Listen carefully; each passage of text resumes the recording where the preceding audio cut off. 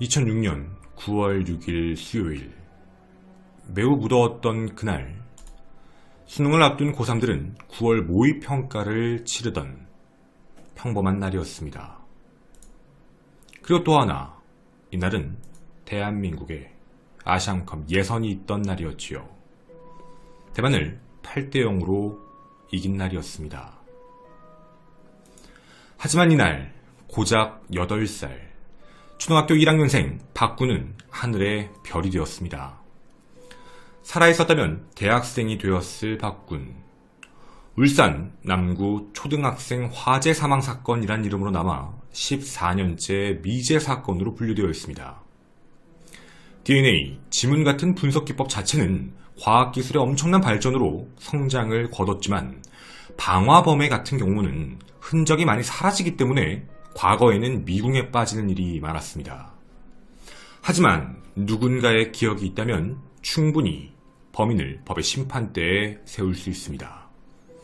여러분의 기억이 필요합니다. 안녕하십니까, 전국의 유튜브 구독자 여러분, 아프리카TV 시청자 여러분, 국내 미제 사건 관련 컨텐츠를 진행하는 토요사건 팩트의 김원입니다. 이 사건은 벌써 14년째 확실한 증거가 나오지 않은 사건입니다. 해서 오늘 우리는 범인이 남긴 흔적들, 그리고 이곳에서 처음 여러분에게 알려드리는 지리적인 특징들을 살펴보면서 범인의 모습에 조금 더 가까워져 보고자 합니다. 첫 번째 섹션은 바로 사건 당일에 대한 기록입니다.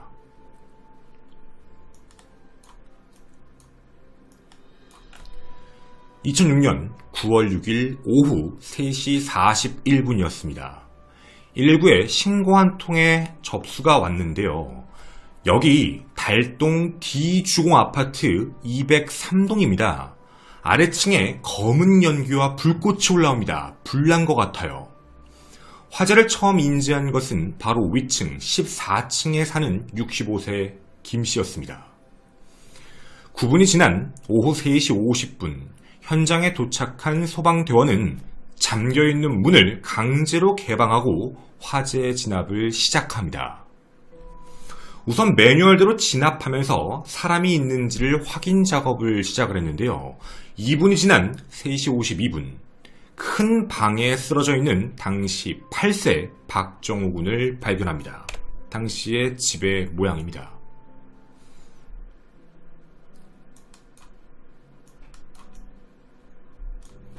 보시는 바와 같이 방문을 진입하고, 그리고 그 안으로 작은 방, 욕실, 주방, 또 하나의 문을 열면 침실이 하나 나타나지요.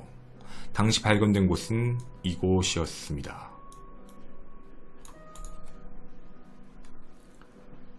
자, 일단 급한 대로요, 먼저 업고 바깥으로 소방대원은 나오게 됩니다.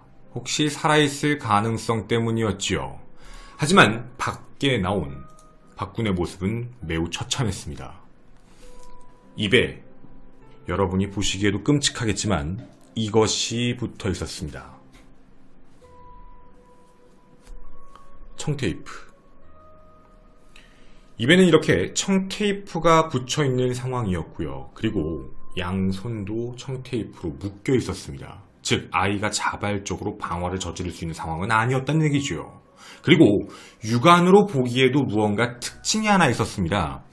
뒤쪽 후두부, 오른쪽 뒷머리 쪽이 육안으로 보더라도 함몰돼 있었습니다.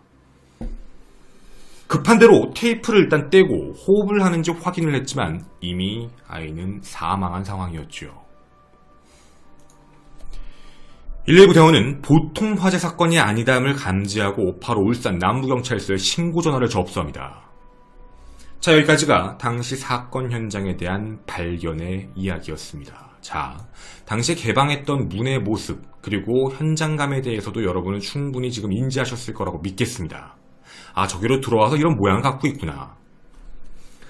자, 그러면 사건 당일에 대한 내용을 같이 분석을 좀 해보고자 하는데요. 범인 혹은 범인들은 정말 대범합니다. 평일 대낮에 초등학교 1학년생만 있는 아파트에 침입을 했습니다. 우린 여러 가지의 가능성이 떠오르죠. 면식인가? 비면식인가? 목적이 뭐지? 혹은 뭐 원한인가? 아니면 뭐 치정인가? 분노인가? 너무 여러 가지의 범주입니다. 그리고 또 중요한 점이 하나 있는데요. 이 아파트는 1993년 준공됐는데 지리적 특징이 하나 있습니다. CCTV가 없습니다. 또 하나 더, 엘리베이터에도 없습니다. 그리고 현관문 자체가 뭐 요즘처럼 카드키를 찍고 들어오는 시스템이 아니라서 누구든 들어올 수 있는 그런 시스템입니다. 당연히 모든 것을 다 열어두고 생각해봐야겠네요. 근데 자세한 분석에 앞서 우리 짚고 넘어가고 싶은 부분이 하나 있습니다. 현장에 범인이 불을 질렀습니다. 우리 불을 질렀다는 걸 좀 범죄 심리적인 관점에서 얘기해보면 버릇 혹은 습관일 수 있지요. 자신의 범행 자체를 숨기고 싶은 마음에 선택한 행위인 겁니다. 자, 이렇게 생각을 해보면 이거 상습범이네. 아마 동일 전과를 저지른 애들 중에 찾아보면 될 거야. 이렇게 판단할 수 있겠지요. 근데 말이죠. 그냥 냅두고 단순한 강도였다면 그냥 거기다 다 두고 자기가 필요한 것만 가지고 나가면 본인한테 시간적인 여유가 더 있었을 상황에도 불구하고 방화를 저질렀다라는 건 그만큼 신고 속도를 빨리 일으키는 문제가 됩니다. 범행이 쉽게 탄로날 수도 있다는 얘기죠. 이렇게 생각을 해보면 범인의 행동이 느긋했을까? 이 안에서 말입니다. 아니면 굉장히 급했을까? 우리가 잡아야 될 포인트 중에 하나입니다. 만약에 이 안에서 느긋하게 행동했다라는 티가 많이 나면 이 범인은 분명 전과자입니다. 근데 이 안에서 뭔가 되게 급했다라는 느낌의 증거들이 나타나면 이 사람 초범입니다. 자, 그럼 이제 사건 현장에 대한 키워드로 여러분과 몇 가지 이야기를 나누어 보도록 하겠습니다. 사건 현장으로 함께 와주십시오. 자, 바로 이 공간이 사건 현장에 대한 모습인데요. 첫 번째, 평면도에서 얘기하고 싶은 부분 중 시신에 대한 이야기를 먼저 한번 꺼내보도록 하겠습니다. 시신의 발견 장소를 말씀을 드렸지요.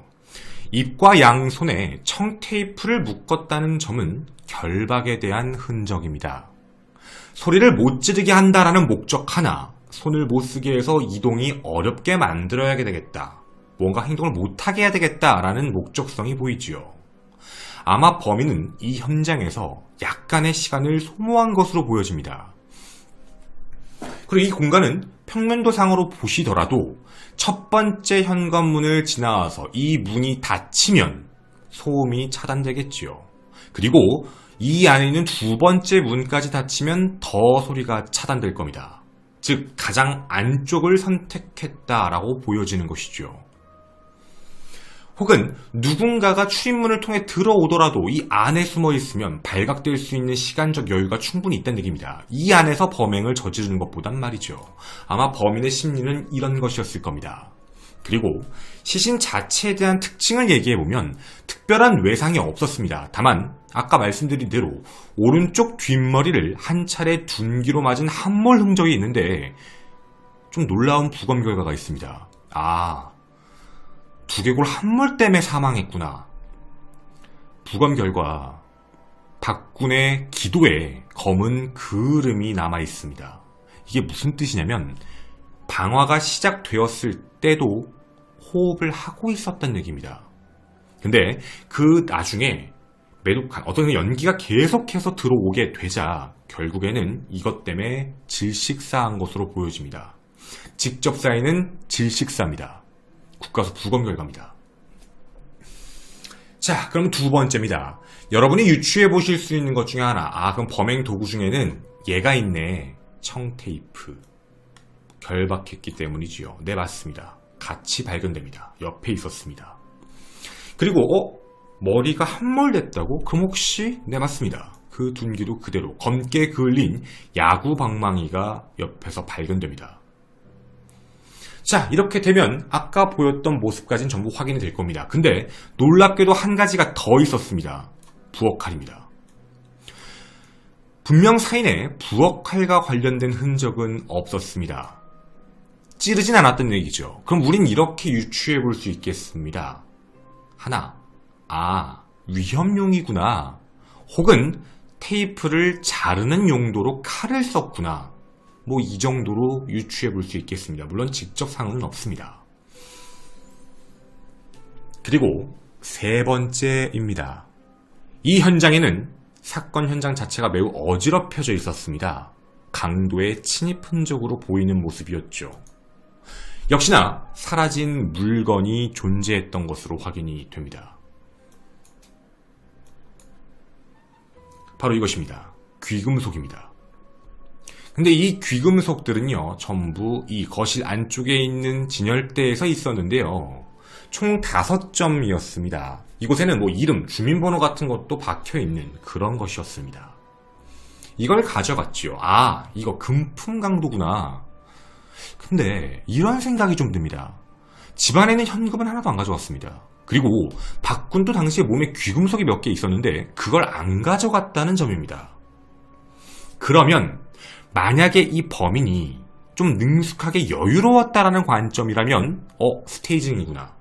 목적이 금품이 아닌데 금품인 척 했구나 라고 유추해 볼 수 있겠고, 만약 급했다라고 하면 당장 아이가 어떻게 될지 모르고 누군가 들어올지 못한다는 불안감 때문에 일단 눈에 보이는 것부터 챙기고 아이가 갖고 있는 건 미처 보지도 못했다, 이렇게 얘기해 볼 수 있겠습니다.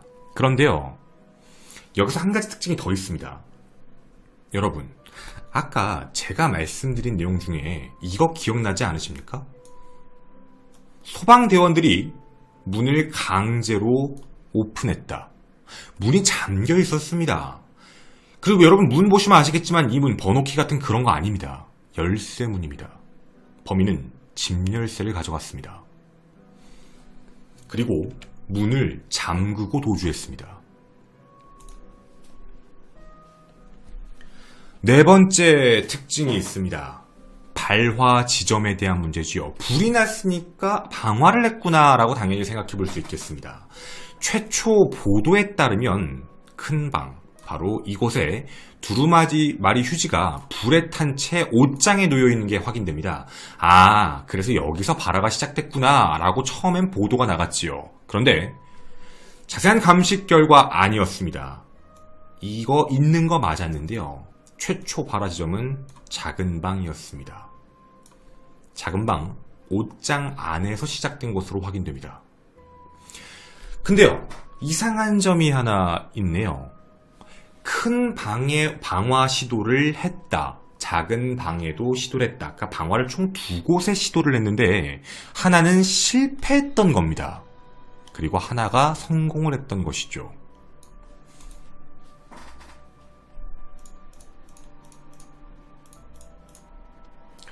자, 이제 한번 분석을 해보도록 하겠습니다.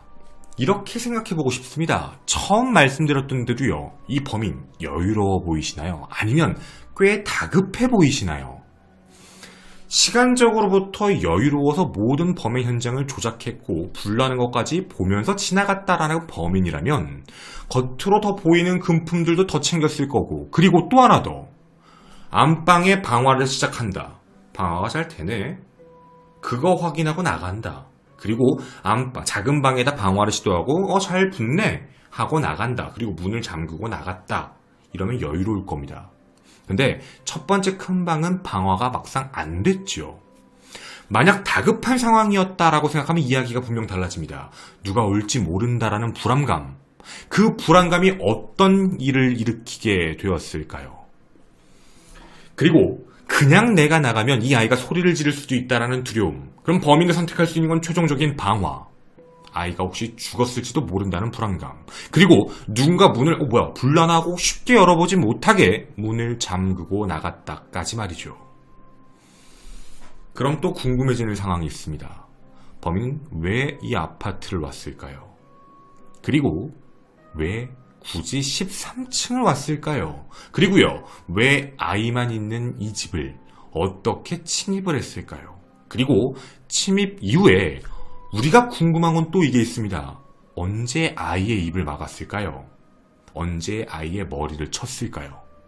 시간적인 문제입니다. 그걸 살펴보도록 하겠습니다. 지금부터 사건 당일의 기록에 대해서 말씀드리도록 하겠습니다. 다시 말씀드립니다. 여러분의 기억의 날짜보단 특정 사건이 기억이 잘 나기 때문에 2006년 9월 6일 수요일 고등학교 3학년 9월 평가원 모의고사가 진행되었고 평일입니다. 이날 대한민국은 아시안컵 예선 4차전 경기로 대만과의 경기에서 8대0으로 승리한 날이기도 합니다. 이날을 기억하시는 분이 있다면 이 상황, 이 아파트 근처에서 나 낮에 이런 남자 봤어, 이런 사람 봤어, 이걸 기억하셔야 됩니다. 달동에 있는 D주공아파트 2단지 203동 오전 5시 차량 탁송기사 일을 하시던 아버지 박 씨는 경기도 화성시로 출근을 한 것으로 확인됩니다. 오후 8시 30분 피해자 박정호 군은 학교로 등교를 했지요. 평일이니 말입니다. 그리고 그 이후에는 아내이자 어머니인 윤 씨만 집에 있었습니다. 오후 12시 어머니 윤 씨는 노동부 인력개발센터 교육을 위해 집을 나섰고요. 12시 30분에 박정호 군이 학교 친구와 함께 집으로 돌아옵니다. 이걸 어떻게 할 수 있냐, CCTV도 없는데 증거가 있습니다. 12시 38분에 어머니 윤 씨가 집으로 전화를 걸었고 그때 박정호 군이 받았습니다. 문 잘 잠그고 교육지 선생님 이따 오시는 거 알지? 숙제 미리 해놓고 있어라 라고 얘기하고 끊었다고 합니다. 그리고 오후 1시 10분경 함께 온 친구는 집으로 돌아갔다라고 얘기했고 당시 수사기가 진술에 따르면 정호는 TV를 보고 있었어요. TV 어디서 보는지 아시지요, 여러분? 침실입니다. TV를 보고 있었습니다. 그리고 문은 열려 있었어요. 라고 진술을 했습니다.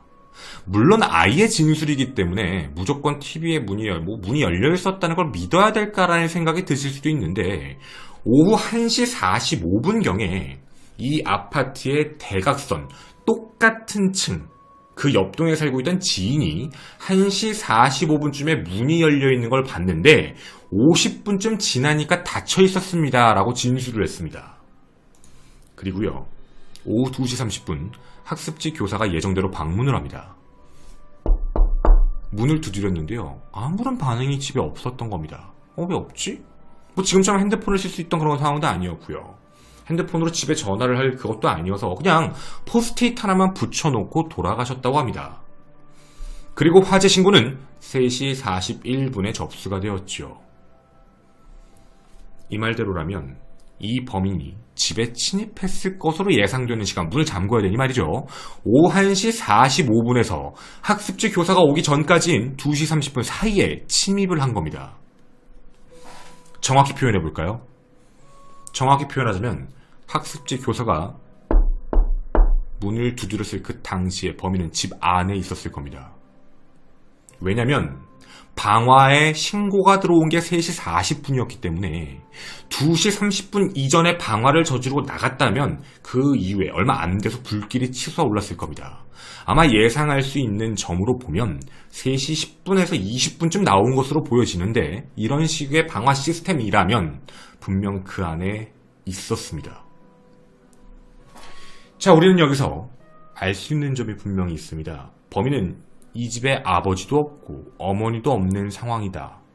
가족의 일상적인 활동을 거의 알고 있는 상황 속에서 그럼 면식범이 이 집에 침입한 건가? 라고 생각해 볼 수 있죠. 그 정도의 면식관계라면 박정호 군의 학습지 교사가 올 수도 있다라는 점도 간과는 못할 겁니다. 어느 정도 알고 있다 하더라도 박정호 군과는 거리가 좀 먼 사람일 수 있죠. 굳이 죽일 필요까지 있었을까라는 생각인 겁니다. 범인이 약 오후 3시 10분에서 3시 20분쯤 방화를 저지르고 나왔다라고 유추해 볼 수 있다라고 말씀을 드렸는데요. 우리 이렇게 또 생각해 볼까요? 1시 45분에서 2시 반 사이 침입을 했다. 들어가자마자 야구 방망이로 머리를 때렸다. 그런 상황에서 호흡을 하며 살아있다가 방화에 질식사를 했다. 그럴 수도 있습니다. 언제 때렸는지는 알 수 없으니 말이죠. 근데 왜 굳이 이런 걸 썼을까라는 의문인 겁니다. 자꾸 소리를 지르려고 하거나 반항을 하려는 모습 때문에 혹시 불안감을 느낀 거 아닐까? 거기다가 이것까지 왔으니 말이죠. 더 불안해서 아예 입과 손을 막았지만 계속 소리를 지르려고 하고 움직이는 것 때문에 혹시 방망이로 때린 게 아닐까라고 유추해 볼 수도 있는 겁니다. 이제 또 궁금해지는 게 있습니다. 정말 목격자가 없었을까라는 생각. 3시 10분에서 20분 사이에 방화를 저지르고 저곳에서 나와서 범인은 사라졌습니다. 물론 혈액이 묻을 필요까지는 없지요. 금품과 열쇠만 가지고 사라졌습니다. 그리고 이날은 평일 낮이었지요. 이 장소를 함께 살펴보고 싶습니다. 네 번째 섹션, 지리적 프로파일링입니다. 지금부터 그 사건 현장지로 여러분과 함께 가보도록 하겠습니다. 사건 현장지는 바로 이곳입니다. 자, 여러분이 보시는 바로 이 장소인데요. 보시는 바와 같이 주변이 그렇게 번화가가 아닌 외진 곳이 아닙니다. 뒤에도 아파트가 있고요. 중국 용도가 차이가 거의 없거든요. 아파트가 사건 당시엔 다 있는 상황이었고 학교도 함께 있는 공간이었습니다. 평일 낮에 대범하게도 이곳에서 범행을 일으킨 범인이죠. 자, 그러면 이 아파트의 특징을 함께 살펴보고 싶습니다. 이 아파트는 복도식 아파트입니다. 들어가는 문은 뒤쪽이 아닌 이 앞쪽 공간에만 있는 이런 형태의 모습. 이곳 12층, 13층이란 얘기죠. 보시는 바와 같이 보안시설은 따로 없습니다. 지금이야 CCTV가 있지만 그때 당시엔 존재하지 않았지요. 범인은 당시에 이 길을 따라 걸어 들어갔을 겁니다. 그리고 들어가게 되면 엘리베이터를 탑승했을 텐데 옛날 아파트라 이쪽은 복도입니다. 복도 라인, 그리고 뒤쪽에 아마 옛날 아파트 가보시면 많이 보시는 구조일 겁니다. 뒤쪽에 엘리베이터가 따로 있지요. 옆층에 있는 모습으로 다시 비교해서 보여드리자면 이런 느낌입니다. 비상문이 양쪽에 있고 집이 두 채가 있고 집이 두 채가 있고 끝에 있고 이런 식인 겁니다. 여기도 마찬가지죠. 아마 충분히 유추가 되실 거라고 생각이 듭니다. 자, 일단 우선 우리가 제일 중요하게 유추를 해봐야 될 것 중에 하나는 정말 집에 문이 열려 있었을까? 우리가 그 증명, 신빙성을 우리가 믿을 수 있을까라는 생각이 하나 드는 겁니다. 같은 반 아이가 문을 열고 나갔다 하더라도 계속 열려 있었어 라고 주장할 수는 없습니다. 그리고요, 우리 열렸다의 범주를 어떻게 생각해야 되죠? 요만큼. 살짝 그냥 안 잠겨 있었다. 완전 다른 얘기입니다. 안 잠겨 있었어요.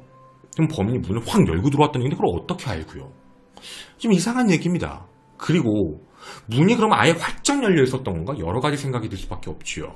근데 진술 중에 하나 중요한 게 있었습니다. 아까 들어보셨겠지만 이웃집이 옆에 대각선에 하나 있었다. 바로 이 아파트입니다. 이 아파트 같은 층에서 바라봤다. 근데 문이 열려 있었던 걸 보았다라고 주장했죠. 자, 인정하겠습니다. 만약 집이 이 라인이라면 충분히 열려있는 걸 봤을 수도 있습니다. 같은 눈높이의 층이니까 말이죠. 우리가 여기서 이 집의 문을 볼 수 있는 그런 구조라면 이해할 수 있겠습니다. 여러분, 사진을 함께 봐주십시오. 어떠십니까? 이 라인이 어디 같으십니까? 여러분은 충분히 이 라인을 이제 찾아보실 수 있을 겁니다. 이거 정문 아닌데? 정면에 있는 이 모양의 집들은 아니네요. 사이드에 붙어있는 느낌이 나네.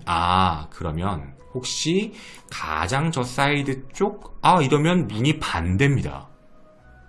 들어가는 문 오른쪽에 창문이 있어야 되는데 지금 현장은 왼쪽에 있거든요. 그러면 반대네. 이 라인입니다. 이곳의 문입니다. 그러면 대각선의 입장에서 보면 문이 열렸다는 걸 더 확인하기가 어려울 수도 있는데 어떻게 봤을까요? 한 가지의 경우일 수밖에 안 남습니다. 문은 활짝 열려 있었습니다. 문이 활짝 열려 있지 않으면 말이 안 되는 상황이거든요. 문이 활짝 열려 있었다라는 게 장담이 된다면 이제 상황이 조금 달라지는 게 있을 겁니다. 자, 여러분, 이걸 다시 한번 봐주시면 좋겠습니다. 들어가는 문 보이십니까? 들어가는 문이 활짝 열려 있으면 뭐가 보일까요? 출입문 현관이 보입니다. 어디서 보일까요? 가볼까요? 다시 이 현장을 주목해 주십시오. 범인은 분명 이곳에서 내렸을 겁니다. 물론 13층입니다. 그리고 왼쪽 오른쪽을 주시해 볼 수 있습니다. 가장 끝에 있는 집에 문이 활짝 열려 있으면 방 문 하나, 집 문 둘, 마지막 집에 저렇게 활짝 열려있는 상황. 그리고 범인의 눈에는 뭐가 보였을까요? 현관입니다. 현관문이 보이는 겁니다. 그럼 현관에서는 무엇이 보일 수 있을까요? 집 안에 있는 신발들의 모습, 그리고 집 안에서 들리는 소리에 대한 이야기.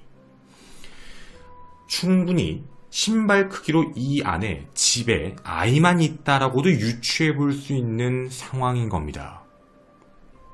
자, 그럼 상황이 이렇게 정리가 되네요. 진술대로 따져보면 아이는 친구와 집에 와서 문을 잠궈놓지 않았습니다. 문을 열어놓고 있었고 그걸 다른 사람들도 목격을 이미 했지요. 그리고 그의 친구는 집에 갔고 갈 때도 문이 열려 있었다라고 진술했습니다. 이웃들도 봤고요. 그 다음입니다. 범인은 문을 닫고 들어왔습니다.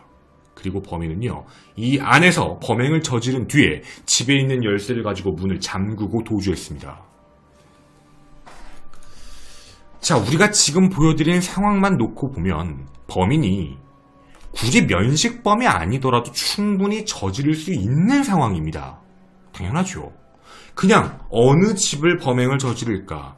저층보다는 고층이 낫지 않을까? 가장 꼭대기층부터 서서히 한 층씩 내려와서 문 열린 집을 확인해 봤는데 저기 이렇게 됐던 거라면 저기 안에는 집이 열려있다. 여름이다. 저 집이다. 이때 당시가 여름이었기 때문에 많은 사람들이 문을 열어놓고 있다는 걸 알았던 잡범, 즉 강도였다면 충분히 가능한 시나리오도 나옵니다. 그리고 문을 닫고 도주했지요.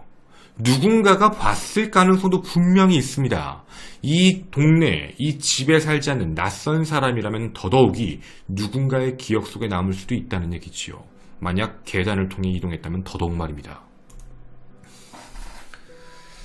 자, 그러면 범인은 이 안에 들어가서 행동을 하나씩 저질렀습니다. 시간이 꽤 오래 걸렸지요. 범인 과연 어떤 생각을 갖고 들어갔을까요? 자, 그럼 더 한번 들어가 보도록 하겠습니다. 범인은 누굴까요? 동종 전과자일까요?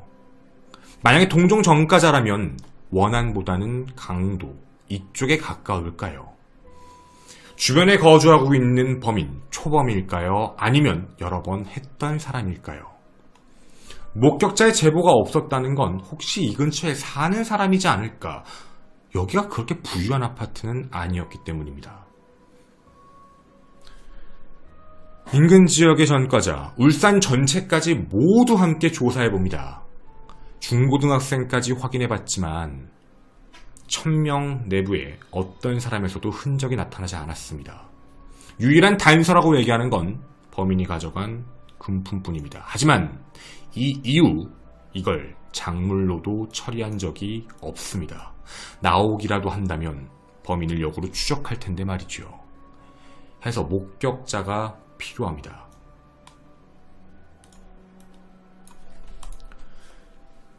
이 사건은 기억에서 잊혀지면 영구 미제 사건이 될 수 있습니다.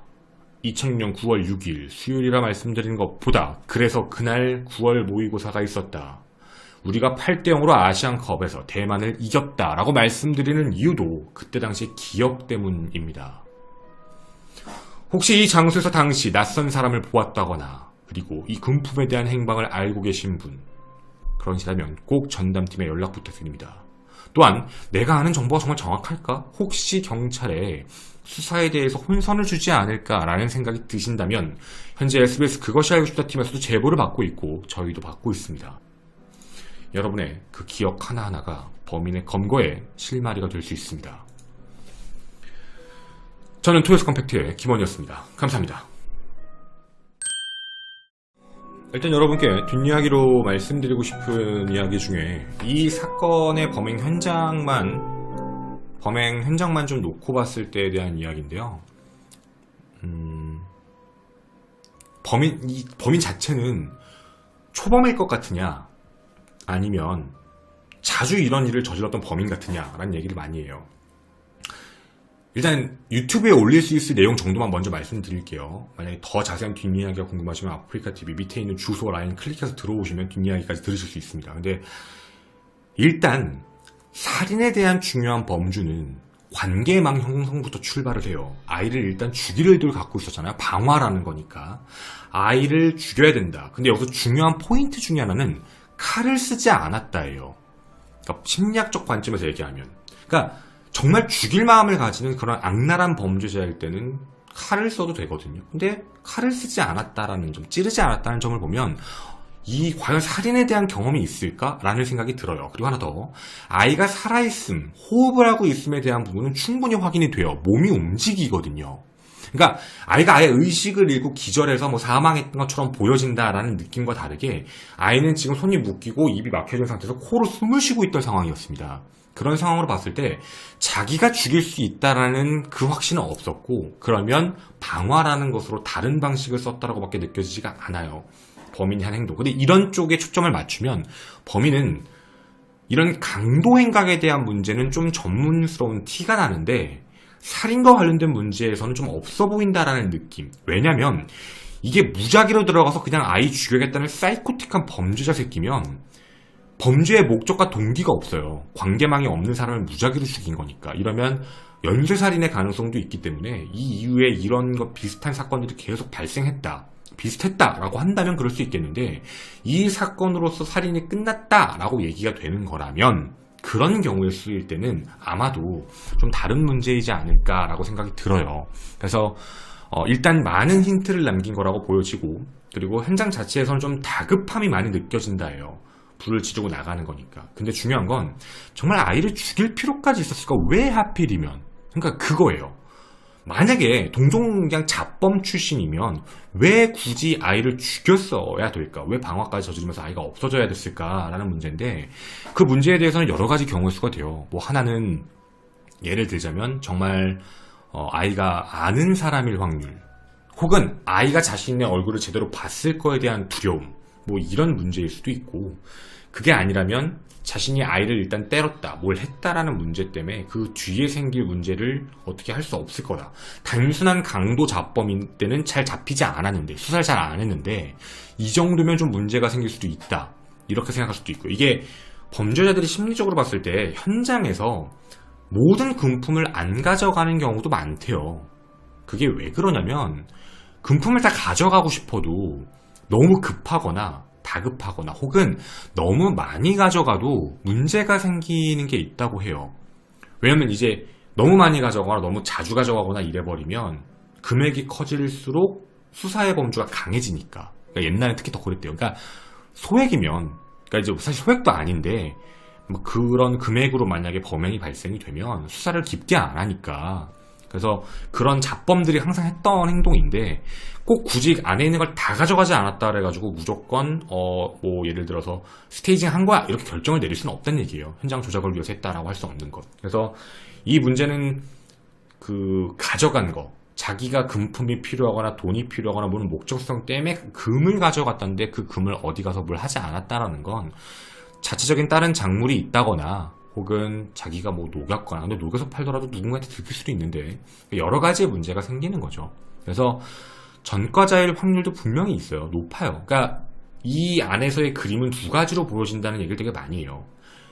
뭔가 강도 행각을 벌였던 행동은 그냥 늘 했던 전과자의 강도 습성처럼 보이는데 그 뒤에 저지른 행동은 너무 초범처럼 보인다라고 해서, 그래서 그 경우의 수에 대해서 여러분께 이제 말씀을 드린 내용이었고요. 그리고 당시에 모든 사람을 다 수사했어요.